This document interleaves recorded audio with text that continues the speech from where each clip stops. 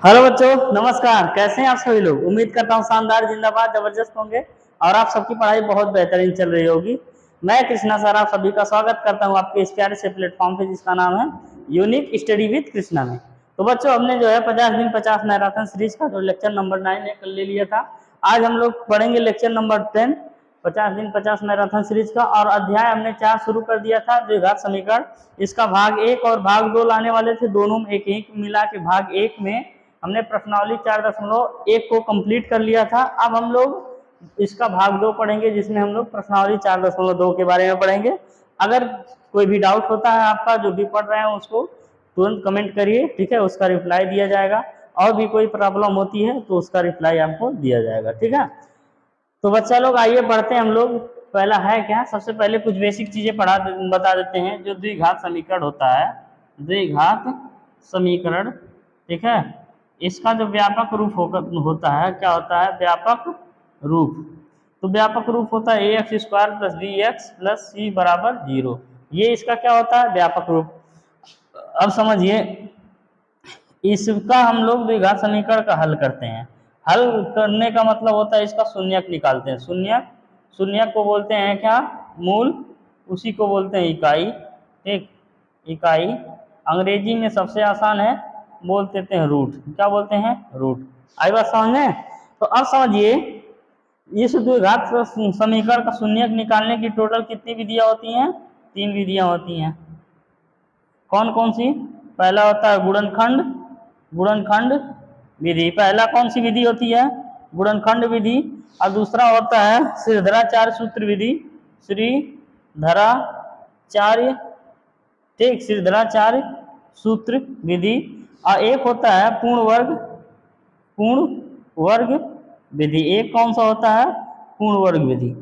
तो ये 3 विधियां होती हैं द्विघात समीकरण को हल करने, यानी उनसे शून्यक निकालने के लिए 3 विधियां होती हैं। कौन कौन सा, एक होता है गुणनखंड विधि, एक होता है श्रीधराचार्य सूत्र विधि, एक होता है पूर्ण वर्ग विधि। अब समझिए, सबसे पहले गुणनखंड विधि क्या होता है उसको हम लोग समझेंगे। आज गुणनखंड विधि से इसको हल करेंगे। और प्रश्नावली 4.1 में ये साधारण प्रश्न है, फिर आएगा ये वार्षिक प्रश्न। दोनों को आज की क्लास में हम लोग डिस्कस करेंगे। तो आइए एक चीज बता दें आपको, जो हमारा बहुपद चैप्टर था, बहुपद, कौन सा चैप्टर था, बहुपद, उसमें लेक्चर 2, लेक्चर नंबर 2, दूसरा जो लेक्चर था उसमें आपको यही बताए थे, गुणनखंड विधि से जो बहुपद होता है उसका शून्यक निकालना। यानी कि यही इतना रहता था, बराबर 0 करके उसके शून्यक निकालते थे ना। तो वो क्लास आप लोग देख लेंगे, कम से कम 10 से 15 एग्जाम्पल लेके बढ़िया से एक एक टाइप का उसमें बताए हैं। तो आज हम लोग जो है सीधे प्रश्न करेंगे, एग्जाम्पल लेके नहीं करेंगे, ठीक है। क्योंकि ऐसा हम लोग कर चुके हैं। आप एक जाके लेक्चर नंबर 2 देखिएगा जो बहुपद का है, ठीक। इतना आप लोग कर ही सकते हैं, या तो उम्मीद करते हैं देखे होंगे और सीखे होंगे। अगर कोई डायरेक्ट यहाँ से आता है तो वो क्या करे, उस चैप्टर को देखे। अब देखिए करते क्या है हम लोग, इसमें पहला सवाल हम लोग सॉल्व करते हैं। लिखा है कि गुणनखंड विधि से निम्न द्विघात समीकरण को हल करिए। तो पहला विधि हम लोगों का कौन सा है, गुणनखंड विधि। दूसरा है श्रीधराचार्य सूत्र विधि। तीसरा है पूर्ण वर्ग विधि। तो आइए समझते हैं इसमें करते क्या है। ये अगर x² का गुणांक कुछ रहता है तो इसमें 10 में गुणा कर लेते हैं। तो कुछ है नहीं तो गुणा नहीं करना है। अब इस 10 को और इस 3 को, ठीक है, इस तरीके से हम लोग बांटेंगे कि गुणा करने पे 10 आए और जोड़ने या घटाने, दोनों माइनस है ना, वहां बताए थे दोनों माइनस होता है, तो घटाने पे 3 आए। यानी कि 10 का कोई एक ऐसा फैक्टर बताइए जो गुणा करने पे 10 आ जाए और घटाने पे 3 आ जाए। तो हमको तो साफ साफ मिल गया, 5 × 2, 5 दूना 10 और 5 में से 2 गया 3। तो 5 और 2 मिल गया ना, तो वही हमारा क्या हो गया, फैक्टर हो गया। अब करते क्या है, यहाँ पे x² - 3x - 10 = 0। इसको इस तरीके से एक बार उतार देते हैं। फिर x² हो गया -5x और उसके बाद 2x - 10 = 0। यानी इसी को जो 3 है इसी को 5 में और 2 में तोड़ दिए। अब आप खुद बताइए, यहाँ पे 5 है तो यहाँ पे प्लस में रहेगा कि माइनस में, प्लस में रहेगा, तभी जो है 3 मिलेगा, ठीक है। तो इस तरीके से अब गुणनखंड करने का हमारा टारगेट क्यों रहता है इसको, क्योंकि जोड़ा बनाना रहता है। अब देखिए इसमें 3 था ना, तो 3 का कोई जोड़ा बनेगा, कुछ कॉमन होगा, नहीं होगा। अब यहाँ पे जोड़ा बना लिए, कॉमन हो जाएगा आराम से। इसमें से मान लेते हैं इन दोनों में x है तो x कॉमन कर लीजिए, फिर यहाँ बचा x, यहाँ बचा माइनस में 5। अब इसके बाद फिर प्लस में देखिए यहाँ x है, यहाँ पे नहीं है, अगर यहाँ 2 है यहाँ पे 2 है, 2 गुणे 5, 2 5 10 है ना, तो 2 कॉमन करेंगे तो यहाँ x बचेगा, यहाँ 2 5 10, 5 बच जाएगा बराबर 0। अब दोनों में x माइनस 5 क्या है, दोनों में x माइनस 5 कॉमन है और उसको एक बार लिख दिए, फिर यहाँ x बचा और यहाँ पे क्या बचा, 2 बचा बराबर 0। अब यही हो गया गुणनखंड, इसी को कहा जाता है गुणनखंड।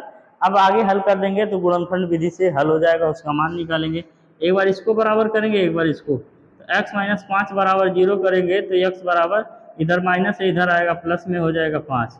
अब इसके एक मान मिल गए ना, इसी तरीके से x प्लस 2 बराबर 0 करेंगे, उधर प्लस में है इधर आएगा माइनस में 2 हो जाएगा। अब इसके कितने मान मिल गए, 2, दूसरा मान मिल गया। आई बात समझ में, तो यहाँ से इसका क्या हो गया, आपका हल हो गया। देखिए ये है क्या, अतः द्विघात समीकरण, द्विघात समीकरण के शून्यक, शून्यक इसको बोलते हैं, शून्यक x बराबर 5 कामा माइनस 2, इसके दो शून्यक मिल गए, एक 5 मिल गया, एक क्या मिल गया माइनस 2। अब एक चीज़ और छोटा सा आपको बता देते हैं, जैसे जैसे हमारे दिमाग में आता रहेगा बताते रहेंगे। जितने घात का समीकरण होता है, क्या बोल रहे हैं, जितने घात का समीकरण होता है उतने शून्यक मिलते हैं। अगर मान लेते हैं कोई एक घात का समीकरण है तो उसको सिर्फ और सिर्फ एक शून्यक मिलेंगे, 2 घात का समीकरण है तो 2 शून्यक मिलेंगे, 3 घात का समीकरण है तो 3 शून्यक मिलेंगे। आई बात समझ में, तो इस तरीके से ये सब 2 घात समीकरण है, इसके 2 शून्यक जरूर मिलेंगे, आप देखिएगा हर एक सवाल में 2 शून्यक मिलेंगे। अब इसके बाद हम अगला सवाल करते हैं, ये सवाल हमारा समाप्त हो गया। फिर आपको बताए थे अगर ये अगला टाइप ये है, x स्क्वायर का गुणांक रहता है 2, उसका लास्ट में गुणा कर लेते हैं, 2 का 6 में गुणा करेंगे, 12 ही किनारे लिख देंगे। अब हमारे पास यहाँ पे माइनस है यहाँ पे प्लस है, ठीक, तो हमको इस तरीके से करना है, देखो यहाँ माइनस यहाँ प्लस है, तो यानी कि जोड़ने या घटाने पे आए, यहाँ पे 1 आए और गुणा करने पे कितना है 12, तो 12 का होता है 6 दूना 12 और 4 तीना 12। अब देखिए किसमें एक का अंतर है, 4 और 3 में है कि 6 और 2 में है, 4 और 3 में है ना, तो हमारा फैक्टर क्या मिल गया 4 और 3। तो यहाँ से लिखेंगे 2x स्क्वायर प्लस 4x और उसके बाद 3x और माइनस 6 बराबर 0। यहाँ पे छोड़ क्यों दिए, एक चिन्ह छोड़ क्यों दिए, अब खुद से बताओ, ये 4x है ये 3x है, अगर यहाँ प्लस में है यहाँ क्या लिखेंगे तो 1 बच जाएगा, माइनस लिखेंगे तभी ना, 4 में से 3 गया 1 x बच गया, अगर प्लस लिखते 4 3 7 हो जाता। समझ में आ रहा है कि नहीं, ठीक। अब ये दो का हमारा बन गया क्या, जोड़ा। अब इसमें से 2 कॉमन है, देखो 2 यहाँ पे है, यहाँ पे भी 2 है, x भी है, x भी है, तो 2x निकल गया तो सिर्फ x बचा, क्योंकि ये x स्क्वायर था। अब इसी तरीके से 2x निकल गया तो 2 दूना 4, सिर्फ 2 बचा, ठीक। माइनस यहाँ से x है इसमें नहीं है, इसमें 3 है इसमें भी है, 3 कॉमन कर लेंगे तो यहाँ से कितना बचेगा x, और उसके बाद हाई माइनस जब कॉमन होता है तो जो माइनस में रहता है वो क्या हो जाता है, प्लस में हो जाता है, ठीक। थोड़ा बहुत अगर डाउट होगा, थोड़ा बहुत भी, तो हम आपसे रिक्वेस्ट करते हैं उसको जाके जरूर देखिएगा, क्योंकि अभी फिर से डिटेल में बताएंगे खामखा एक क्लास खराब हो जाएगा, ठीक है। तो इसलिए आप क्या करिए, जब पढ़ा है तो कायदे से आप जाके देख लेंगे, फायदे में रहेंगे। अब इसके बाद क्या है, -3 है, इस तरीके से यहाँ पे x है, माइनस कॉमन होगा तो क्या हो जाएगा, प्लस हो जाएगा, और 3 दूना 6, यहाँ पे 2 हो जाएगा बराबर 0, ठीक है। ये सब हम बता रहे हैं आपको, ये सब बीच में से गोजना नहीं है आपको, ठीक है, एग्जाम में ये सब बता रहे हैं तरीका कि क्या क्या किया जाता है। अब इन दोनों में क्या है, x प्लस 2 दोनों में है ना, तो x प्लस 2 एक साथ लिख लिए, फिर यहाँ पे बचा 2x, अब ये बचा -3, ठीक। समझ आ रहा है कि नहीं, बिल्कुल आना चाहिए, बराबर 0। अब एक बार इसको 0 करेंगे, x प्लस 2 बराबर 0, तो यहाँ से x बराबर क्या हो जाएगा, -2, क्योंकि यहाँ पे प्लस में है तो इधर आएगा -2 हो जाएगा। इसी तरीके से 2x - 3 इसको अब 0 करेंगे, तो 2x - 3 बराबर 0 जब करेंगे तो यहाँ से 2x बराबर क्या हो जाएगा, इधर आएगा तो -3 है तो इधर क्या हो जाएगा, प्लस में 3, और x बराबर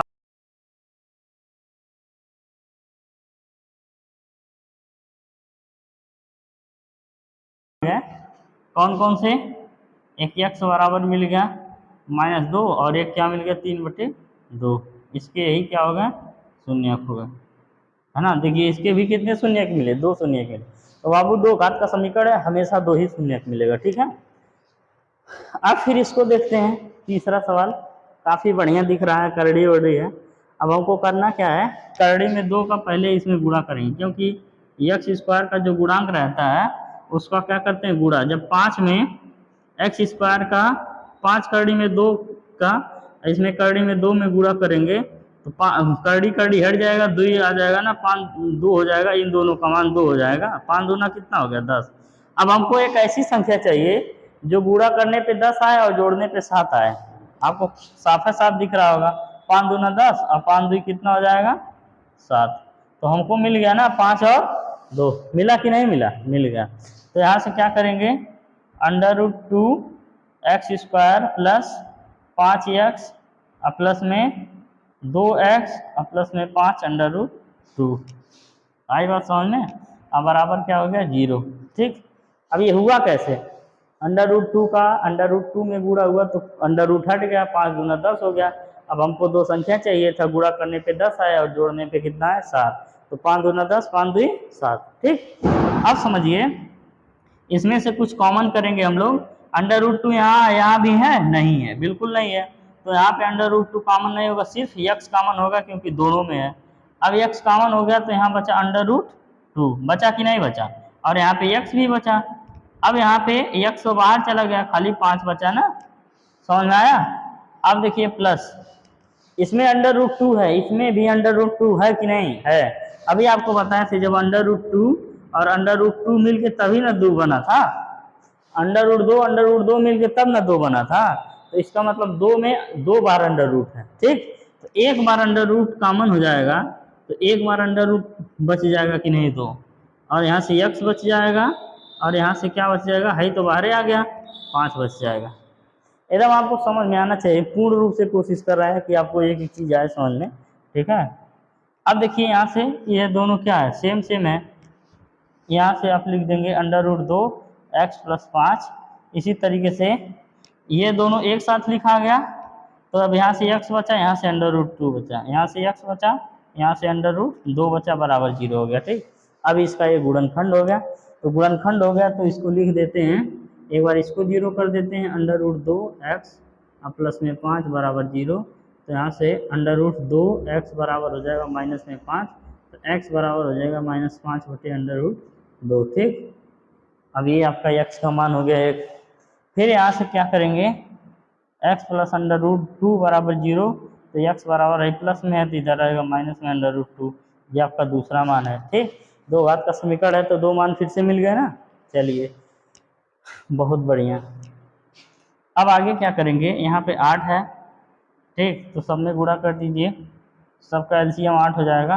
सीधे सॉल्व कर रहे हैं, है ना, इसका सबका एलसीएम 8 हो जाएगा, क्योंकि सबके नीचे एक एक आप लिख सकते हो, ठीक। तो 1 से 8 बार में कटेगा, 8 दूना कितना हो जाएगा 16 एक्स स्क्वायर माइनस 8 एकम कितना हो जाएगा 8x प्लस 8 से 8 खत्म हो जाएगा, 1 बचेगा और बराबर यहाँ 0 हो जाएगा। अब आप करिए क्या है कि याद लाइए, तो ये 0 हो जाएगा कि नहीं, 16 x square minus 8x plus में 1 बराबर 0, 8 का 0 में गुणा होगा कितना हो जाएगा 0 हो जाएगा। अब क्या था, ये 1/2 था, 1/8 था, तो इसी से थोड़ा घबराहट हो रहा था, अब बिल्कुल आसान हो गया। अब देखिए क्या करेंगे, 16 का 1 में गुणा करेंगे 16 हो जाएगा। अब हमको कोई ऐसी 2 संख्या चाहिए गुणा करने पे 16 और जोड़ने पे 8 आ जाए, ठीक है। तो 4 चौका 16, 4 4 8 मिल गया ना, यानी 4 गुणे 4 और 4 प्लस 4, 4 4 8 हो गया और 4 चौका 16 हो गया। आई बात समझे। तो यहाँ से क्या हो जाएगा 16 एक्स स्क्वायर और माइनस में 4x माइनस में 4x और प्लस में 1 बराबर 0। दोनों माइनस क्यों लिखते हैं, क्योंकि माइनस माइनस प्लस, फिर से -4 -8 हो जाएगा, ठीक। प्लस लिख दें, माइनस लिख दें, कट के खत्म हो जाएगा, कुछ नहीं मिलेगा। आ रहा है ना समझ में। तो इस तरीके से अब इसको क्या करेंगे, 16 एक्स स्क्वायर में से इसमें कॉमन करेंगे, क्या कॉमन हो सकता है 4x कॉमन हो सकता है, क्यों, क्योंकि 16 में 4 है कि नहीं है, अब यहाँ पे x है कि नहीं है, और यहाँ पे -4x बाहर निकल गया, 1 बचा। इसी तरीके से 4x इसमें 4 है, इसमें 1 है, कुछ भी कॉमन नहीं है, सिर्फ और सिर्फ 1 कॉमन है। अब यहाँ से लिख देंगे 4x, अब माइनस कॉमन होता है, प्लस का क्या बन जाता है माइनस, और माइनस रहता है तो प्लस बन जाता है, ये आपको बताया ही है। जैसे यहाँ पे कहाँ गए हो, हाँ माइनस कॉमन हुआ था तो प्लस बन गया था ना, उसी तरीके से यहाँ पे माइनस कॉमन होगा तो प्लस का क्या बन जाएगा माइनस बन जाएगा। अब दोनों में 4x माइनस 1 है, दोनों में क्या है 4x माइनस 1 है कि नहीं है। अब इसी तरीके से ये दोनों को एक बार लिख लिए। अब यहाँ तो भी तो 4x है और यहाँ भी तो -1 है, तो ये क्या हो गया 2 बार हमको मिल गया है ना, बराबर 0। तो यहाँ से आपका क्या हो जाएगा, इसको यहाँ लिख देते हैं, ठीक है, क्योंकि उधर दिखेगा नहीं। तो 4x माइनस 0 करेंगे, 4x माइनस 1 करेंगे बराबर 0 करेंगे, तो यहाँ से 4x बराबर हो जाएगा 1, तो x बराबर क्या हो जाएगा 1/4, ठीक। तो इसके एक मान मिल गए, एक बार इसको 0 की, उसी के नीचे आप लोग लिखोगे, एक बार इसको 0 कर लो, 4x माइनस 1 बराबर 0, तो 4x बराबर हो जाएगा 1 और x बराबर हो जाएगा 1/4। तो इसके 2 मान मिल गए, तो x बराबर 1/4 कामा 1/4, यानी दोनों क्या मिले मूल बराबर मिले, ठीक है, दोनों का मूल क्या मिला बराबर मिला। अब इसके बाद इसको कर लिए, फिर एक सवाल और है, अब ये सब आप लोगों को पता ही होगा, इसको मिटा रहे हैं, ठीक है।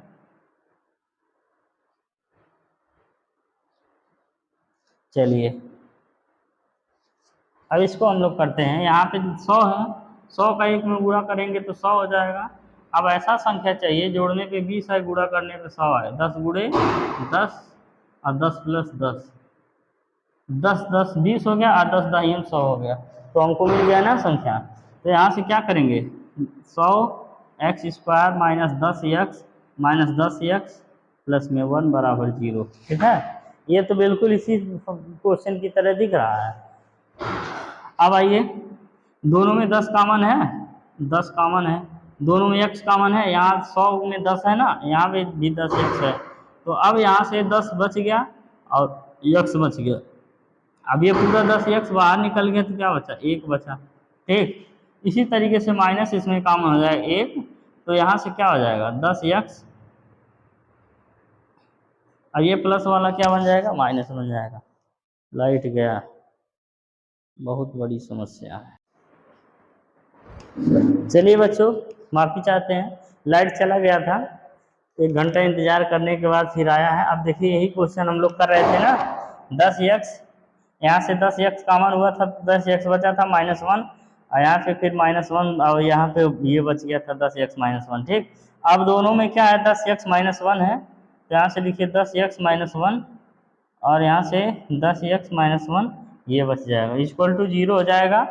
फिर क्या करेंगे 10x -1 बराबर 0, एक बार इसको 0 करेंगे तो यहाँ से 10x बराबर क्या हो जाएगा 1, माइनस इधर है, ठीक, और x बराबर है ये हो जाएगा 1/10। इसी तरीके से एक बार इसको करेंगे 10x -1 बराबर 0 करेंगे तो 10x बराबर हो जाएगा 1 और x बराबर हो जाएगा 1/10, ठीक है। देखिए आप लोग इसको बहुत मेहनत से पढ़िए, बहुत मेहनत लगता है बनाने में, आई बात समझ में, 1 घंटा 2 घंटा इंतज़ार करना पड़ता है लाइट अगर चली जाती है, ठीक, तो उसका बनाने का जो टारगेट है वो काम आना चाहिए, आई बात समझ में। तो आप लोग इस तरीके से बिल्कुल ना पढ़िए ताकि कुछ फ़ायदा ना निकले, ठीक है। तो ये हो गया, अब इसको क्या किए हैं उसी के साथ साथ हम जो है अगला क्वेश्चन भी लिख दिए हैं। अब देखिए अगला क्वेश्चन है क्या, ऐसी 2 संख्याएं ज्ञात कीजिए जिनका योग 27 हो और गुणनफल क्या हो 182 हो, ठीक।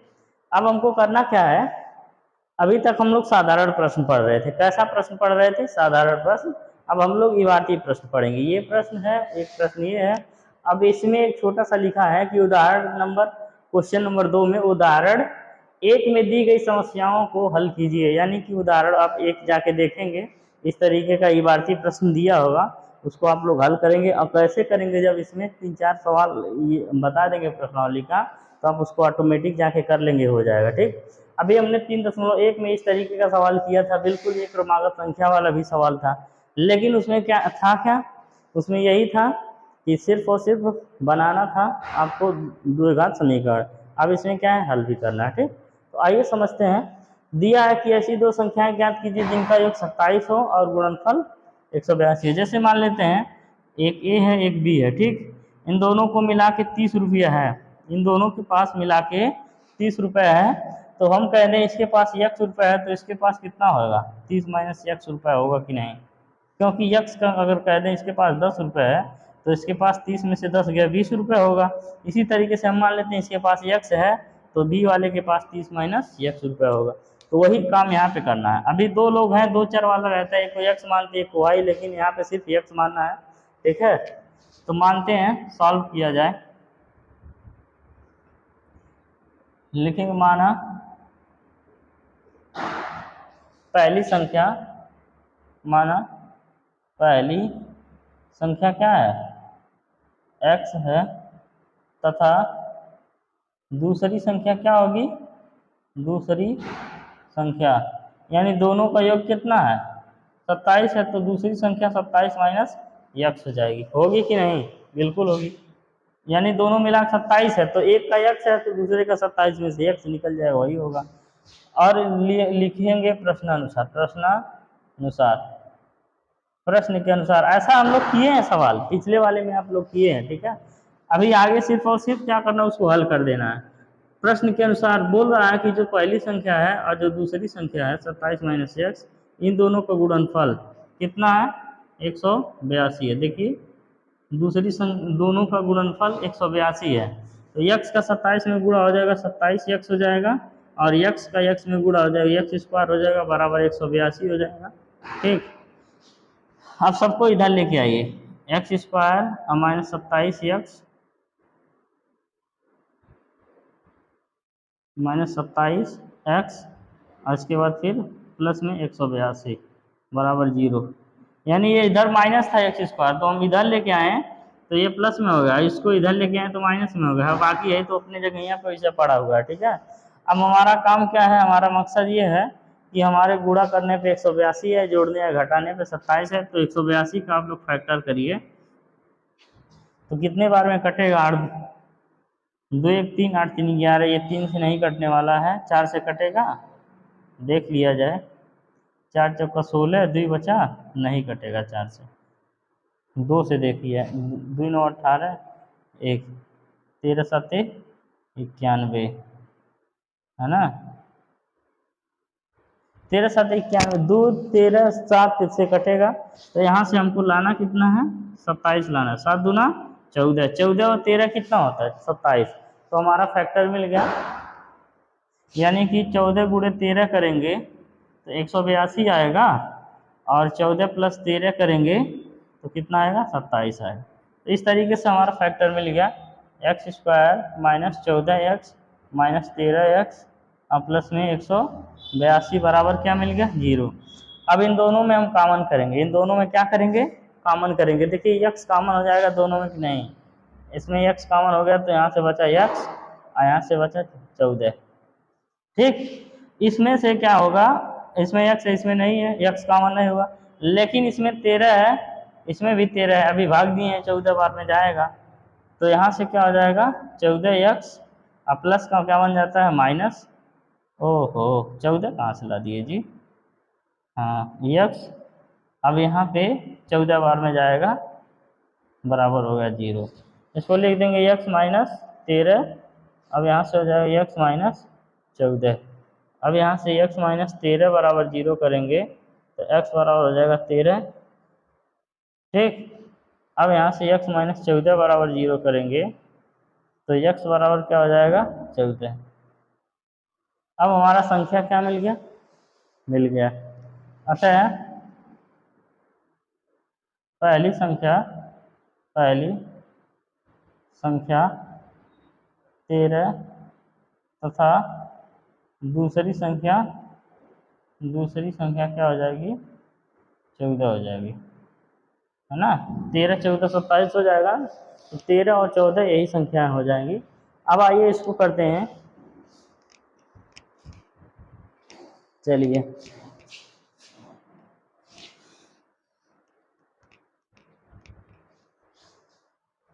देखिए अगला क्या लिखा है, दो क्रमागत धनात्मक पूर्णांक ज्ञात कीजिए जिनके वर्गों का योगफल 365 है।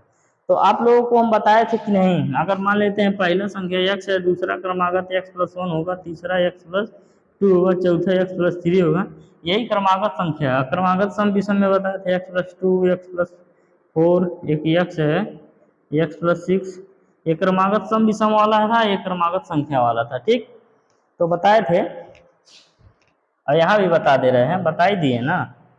तो इस तरीके से अब लिखेंगे सॉल्व, क्या करेंगे, इसको सॉल्व करेंगे, मानेंगे, माना दो क्रमागत संख्याएं, दो क्रमागत पूर्णांक संख्याएं क्या है, x तथा क्रमशः लिख दीजिए x तथा x+1 है। ठीक, x है और क्या है, x+1 है।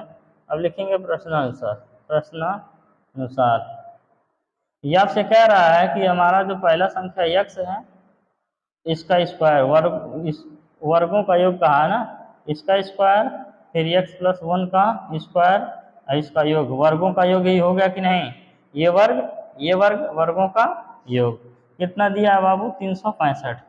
अब a+b का होल स्क्वायर, यहाँ से x स्क्वायर प्लस, यहाँ से x square plus 1 plus 2x, a square plus b square plus 2ab है ना, यहाँ पे हो जाएगा 365। एक्स स्क्वायर हो जाएगा 2x स्क्वायर, अब प्लस में 2x, और यहाँ से हो जाएगा प्लस में 1 माइनस 365 बराबर 0। तो यहाँ से हो जाएगा 2x स्क्वायर प्लस 2x, और यहाँ से ये माइनस 365 में से एक गया 364 बराबर 0। अब सब में दो कॉमन हो जाएगा, सब में दो कॉमन हो जाएगा, तो क्या करिए, सब में से दो कॉमन कर लीजिए, एक्स स्क्वायर प्लस एक्स, अब 364 का आधा कितना हो जाएगा, 2 एक कम 2, 2 8 16, 2 2 4, 182 हो गया। अब 182 है, देखिए 182 फैक्टर है, 13 और 14 होता है, यानी घटाने पे एक आना चाहिए, 14 माइनस 13 कर देंगे और 14 गुणे 13 कर देंगे। ठीक, तो यहाँ से क्या है, x square plus 14x minus 13x minus 182 बराबर क्या हो जाएगा, 0। ठीक, समझ में आया कि नहीं। अब 14 में से 13 गया, एक बचेगा, और 14 गुणे 13 करेंगे 182 हो जाएगा। ठीक है, अब इन दोनों में से x कॉमन कर लीजिए, तो x प्लस 14 हो जाएगा, इसमें से 13 कॉमन कर लेंगे तो x प्लस क्या हो जाएगा, 14 हो जाएगा, अब बराबर ये 0 हो जाएगा। यहाँ से x प्लस 14 होगा, ये क्या हो जाएगा, x माइनस 13 बराबर 0। अब एक बार इसको कॉमन करिए, x प्लस 13 बराबर 0 करेंगे तो x बराबर क्या हो जाएगा, माइनस में 13। अब यहाँ पे x प्लस x माइनस यार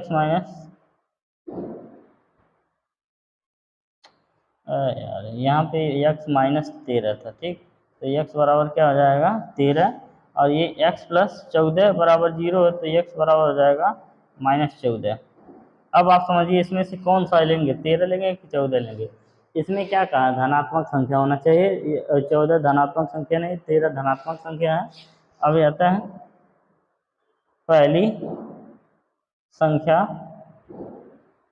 क्या हो जाएगी, 13, तथा दूसरी संख्या उससे एक ज़्यादा, दूसरी संख्या क्या होगी, 14 होगी। ठीक, इस तरीके से ये दोनों सवाल समाप्त हो गया। इसका आंसर शॉर्ट मारिए और इसके बाद फिर आगे का जो सवाल है उसको लिखते हैं, उसको कर लिया जाए। ठीक है, चलिए।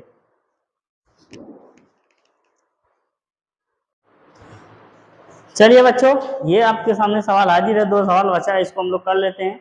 क्वेश्चन नंबर 5 देखिए क्या कह रहा है, एक समकोण त्रिभुज की ऊंचाई इसके आधार से 7 सेंटीमीटर कम है, यदि कर्ण 13 सेंटीमीटर का हो तो अन्य दो भुजाएं ज्ञात कीजिए। आपको पता है समकोण त्रिभुज क्या होता है, एक ऐसा त्रिभुज जिसके एक कोण 90 अंश हो, बाकी दोनों कोण न्यून कोण हो, तो ये क्या कहलाता है, समकोण त्रिभुज। तो समकोण त्रिभुज की 3 भुजा होती है, एक लंब होता है, एक कर्ण होता है, एक आधार होता है। तो आपको इसमें दे दिया है कर्ण कितना है, 13 सेंटीमीटर है, तो लंब और आधार ज्ञात करना है। यानी कि आपको एक डायग्राम बना देते हैं, ये ए है, ये बी है और ये सी है, ए बी सी। इसके कोण भी क्या है, 90 अंश है, तो यही समकोण त्रिभुज होगा। 90 अंश के सामने की भुजा क्या कहलाती है, कर्ण कहलाती है। ये दिया है 13 सेंटीमीटर। कितना दिया है? 13 सेंटीमीटर।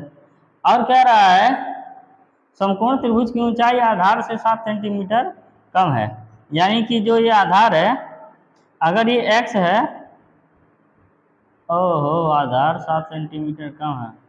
आधार अगर ये x है तो यहाँ पे ये क्या हो जाएगा? x माइनस 7 हो जाएगा लंब। अब ये थीटा है, थीटा के सामने की भुजा क्या कहलाती है? लंब। लंब को ऊंचाई भी बोलते हैं। और ये आपका क्या जो बचता है वो हो जाता है आधार। कह रहा जो हमारा आधार है वो x है, तो हमारा जो लंब होगा उससे 7 सेंटीमीटर कम होगा। यानी कि लंब कम है, आधार ज़्यादा है। ठीक, तो इस तरीके से हम लोग मानेंगे, माना सॉल्व करेंगे सबसे पहले। अब देखिए करना क्या रहेगा, समझा देते हैं।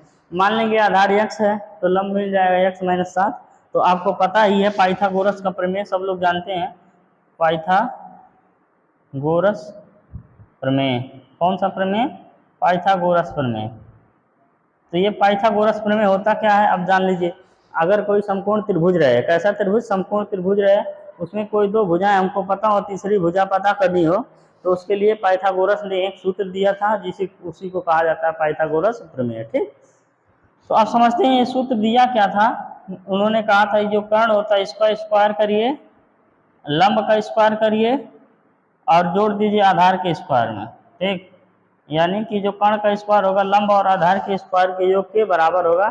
यही पाइथागोरस ने प्रमेय दिया था। अब हम इसमें मानेंगे, माना समकोण त्रिभुज का आधार क्या है? आधार x सेंटीमीटर है ना, सेंटीमीटर है। अतः उसकी ऊंचाई बोलिए या तो लंब बोलिए, ठीक, क्या होगा? 7 सेंटीमीटर कम है। तो ये हो जाएगा x माइनस 7 सेंटीमीटर। होगा कि नहीं होगा? होगा। अब लिखेंगे, उसके बाद यहाँ जगह छोड़ दिए हैं। पाइथागोरस प्रमेय कर्ण का स्क्वायर बराबर होता है लंब का स्क्वायर प्लस आधार का स्क्वायर। ठीक, कर्ण कितना है लिख दीजिए यहीं प्रश्नानुसार। ठीक, कर्ण कितना दिया है बच्चा लोग? कर्ण दिया है 13, तो ये 13 का स्क्वायर हो गया। लंब कितना दिया है? x माइनस 7, ये x माइनस 7 का स्क्वायर हो गया। आधार कितना दिया है? x square. अब 13 का स्क्वायर कितना होता है? 169। ये a माइनस बी का होल स्क्वायर का सूत्र है।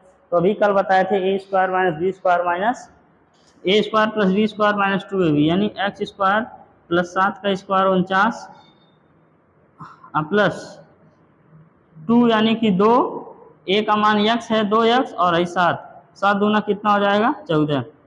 यहाँ माइनस रहता है, माइनस 14x हो जाएगा और प्लस में x स्क्वायर पहले से है ही, है ना। अब यहाँ से क्या हो जाएगा? x स्क्वायर मिलके कितना हो जाएगा? 2x square. फिर उसके बाद ये 14 है, यहाँ से हो जाएगा 14x माइनस का होगा, माइनस का 14x। फिर उसके बाद 169 को इधर ले आएंगे, प्लस में 49 है और माइनस में 169 है। अब 169 उधर आया तो बराबर क्या हो गया? उधर कुछ बचा नहीं, बचा, जीरो कर दिए। तो यहाँ से लिखिए 2x square minus 14x plus 9 हो गया, यहाँ 0 बचा, यहाँ 12 बचा। ठीक है, 6 में से 4 गया 2 और ये 1 बच गया, 120 हो गया। आइए बराबर क्या हो गया? 0। आई बात समझ में? अब देखिए एक चीज़ कहीं गलती लिखे, सोचिए क्या लिखे हैं गलती। यहाँ पे माइनस बचेगा, क्या बचेगा? माइनस। ठीक, तो इस तरीके से ये द्विघात समीकरण बन गया। अगर चाहें तो द्वि कॉमन कर सकते हैं इसमें से। देखिए द्वि कॉमन हो गया तो बचेगा x स्क्वायर माइनस 7 दूना 14, 7x माइनस 7 दूना 120 बराबर हो गया 0। अब इसका गुणनखंड हम लोग करेंगे, तो उधर जगह तो है नहीं, इसको मिटा देते हैं क्योंकि आप लोग इसको समझ चुके हैं। एग्जाम में जैसा मन करेगा बनाइएगा, नहीं मन करेगा तो मत बनाइएगा।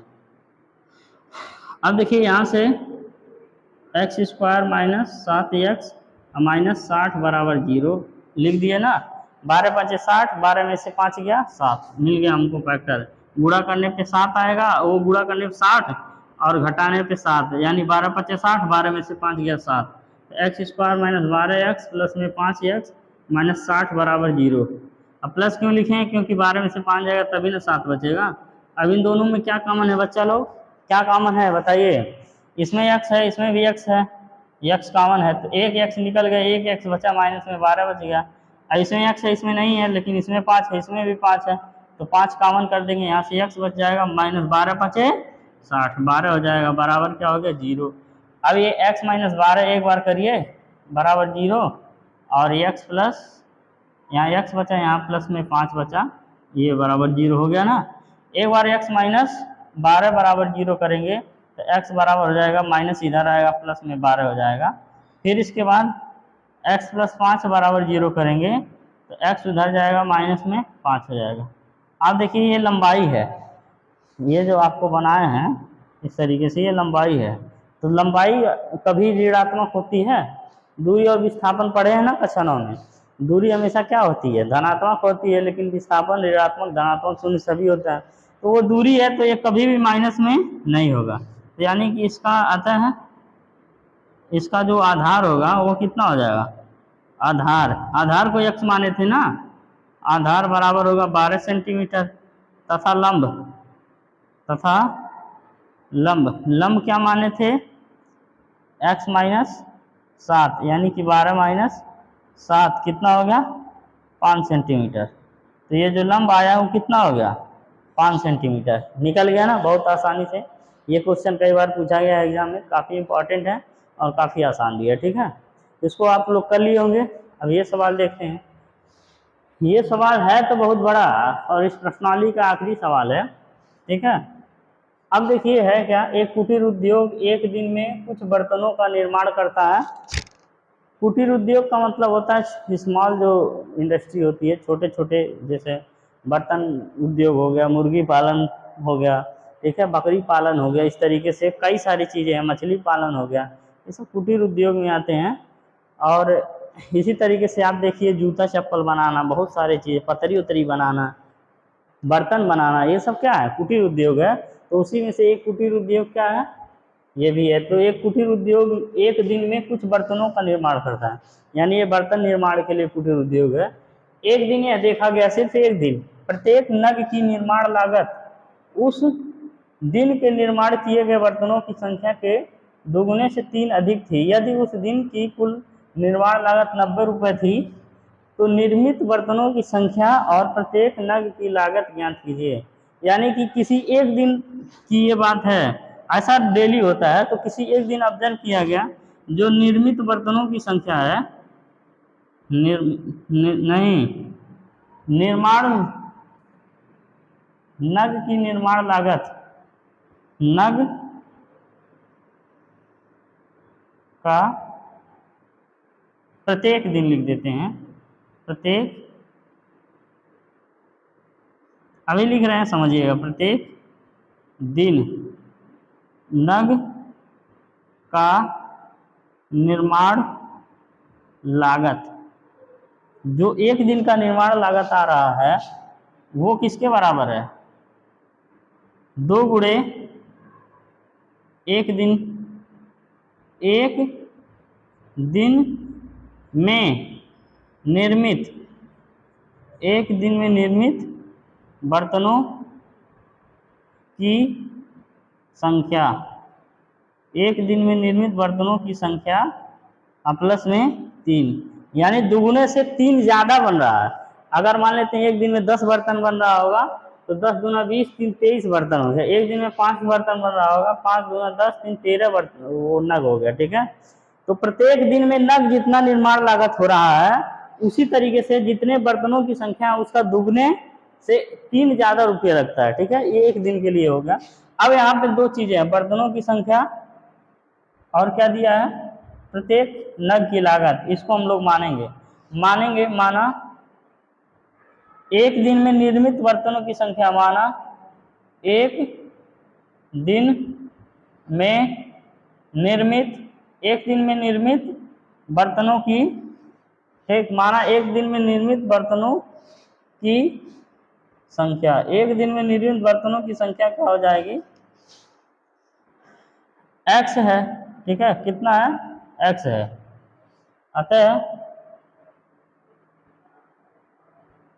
प्रत्येक नग की लागत, प्रत्येक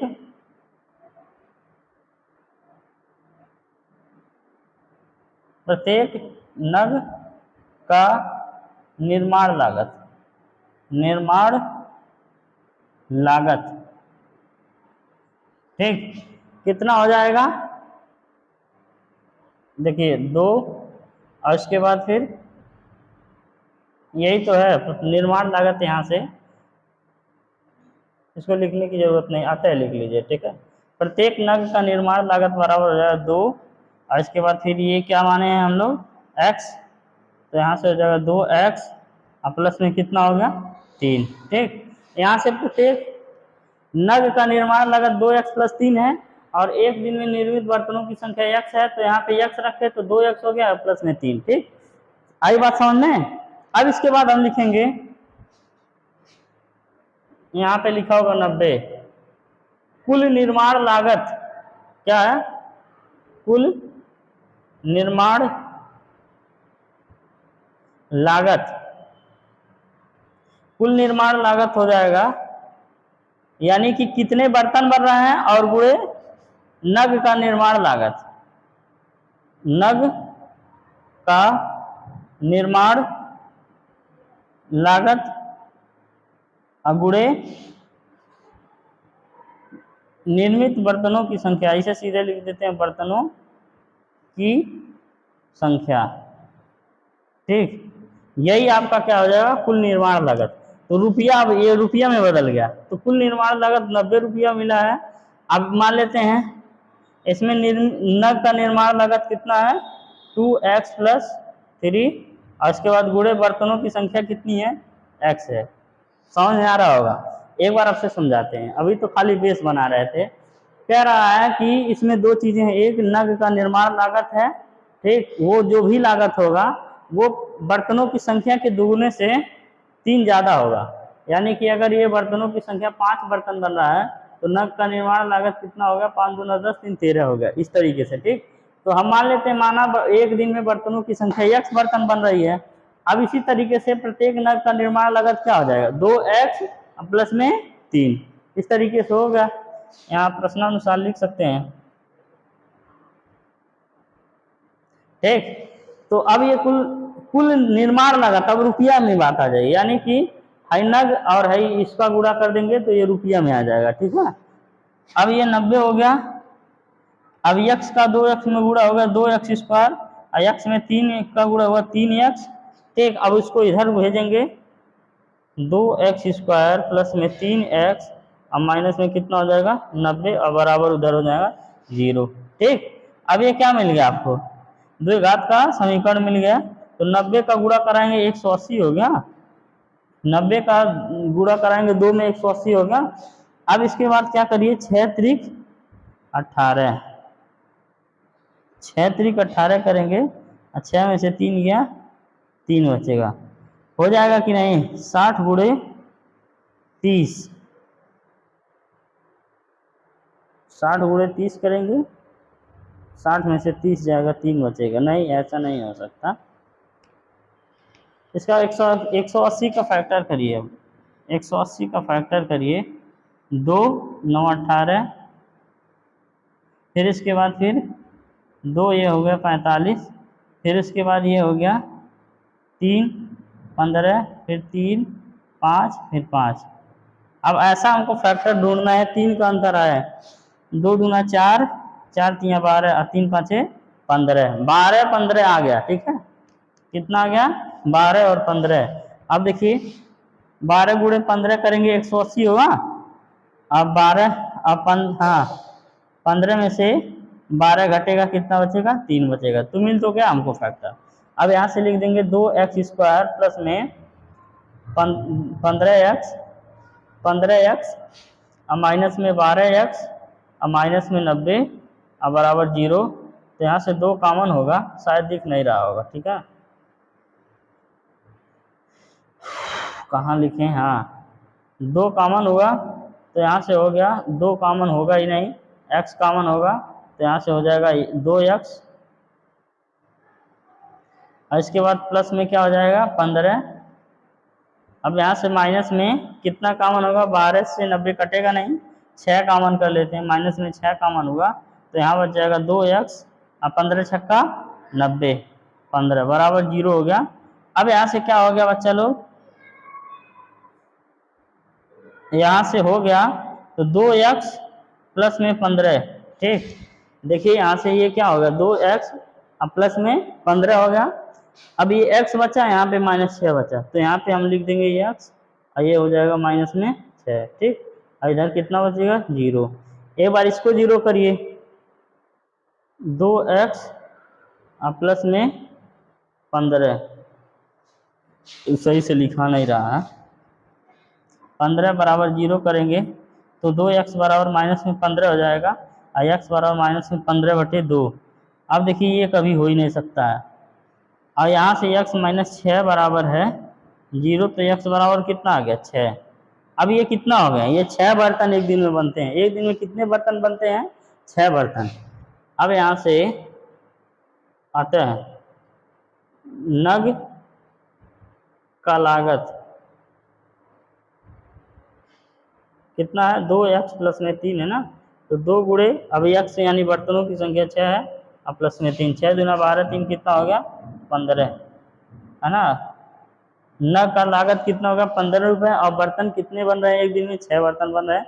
इस तरीके से ये सवाल कंप्लीट हुआ और ये प्रश्नावली भी हमारी कंप्लीट हुई। प्रश्नावली 4.2 पूर्ण रूप से कंप्लीट हो गया। अब इसके बाद भाग 2 भी कंप्लीट हो गया। आज का क्लास यहीं पे स्टॉप करते हैं, फिर आगे एक क्लास और आएगा, तीसरी क्लास में प्रश्नावली 4.3 पढ़ेंगे और उसे का भाग 3 पढ़ेंगे, और वही उसी क्लास में हम लोग पूरा चैप्टर अध्याय जो 4 है द्विघात समीकरण, उसको हम लोग समाप्त करेंगे। आई बात समझ में। चलिए ठीक है, आज के लिए बस इतना ही। आप सभी को बहुत बहुत धन्यवाद लास्ट तक बने रहने के लिए। बढ़िया से पढ़ाई करिए, ठीक। मिलते हैं फिर अगले वीडियो में। जय हिंद, तब तक के लिए आप सभी को